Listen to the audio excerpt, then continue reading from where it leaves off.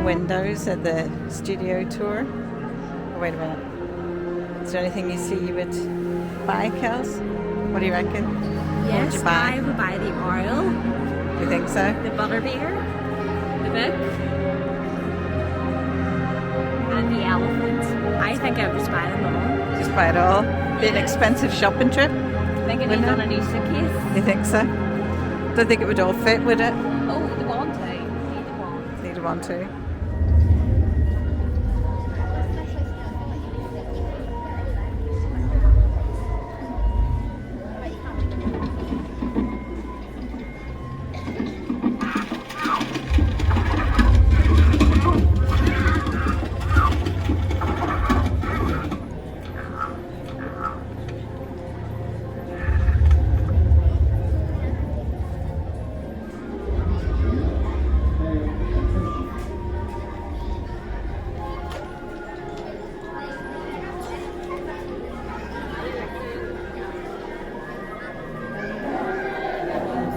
To dark arts. During the Harry Potter film series, the Death Eaters featured from the Goblet of Fire through to the Deathly Hallows Part 2. Though the look and feel of the Death Eaters evolved throughout the films, one element that remained consistent was their menacing presence. Please stand aside and make way for the Death Eaters.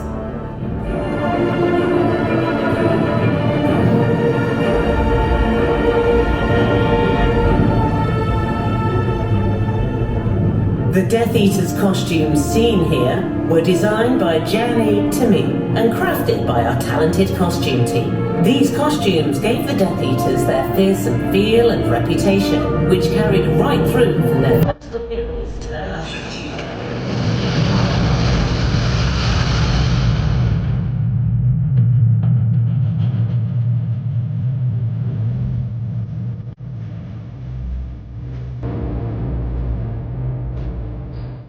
Hagrid.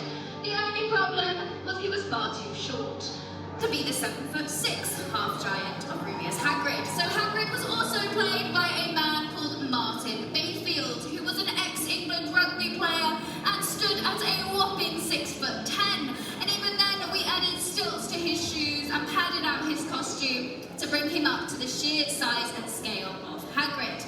Now, the reason we needed Martin to play Hagrid as well was to be a size double, so we could see how big Hagrid was compared to other sets, props, and other actors.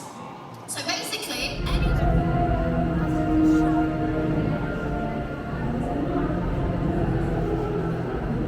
make our way back to the other end of the forest. But for those of you staying with us for this demonstration today, let's get started. So we first see the Dementors in Harry Potter and the Prisoner of Azkaban. Now, director Alfonso Cuarón had a very clear vision for how he wanted the Dementors to look in the films.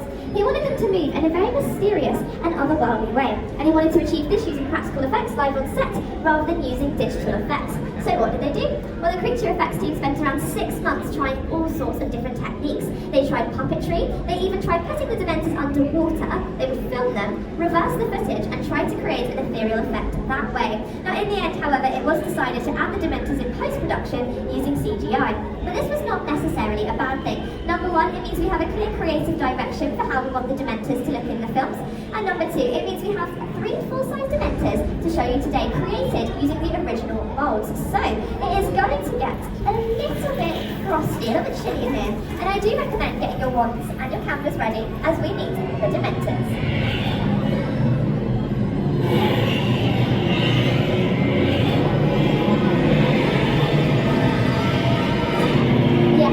These are the Dementors, but do not worry, that is as close as they are going to get to you today. Now, in just a moment's time, I am going to need all of your help to help me cast away these Dementors. So does anyone here remember the name of the spell we used to cast away a Dementor? Do you remember it, guys? That is correct, 10 house points to you both. So what we are going to do, we're going to all think of our happiest memories. It's coming up to Christmas, so we can get that positivity locked in, okay? We're going to point towards the Dementor we want to face with our wands or hands, and we're going to cast them away using the Patronus charm. So, wands or hands at the ready for me, and in 3, 2, 1, Expecto Patronus!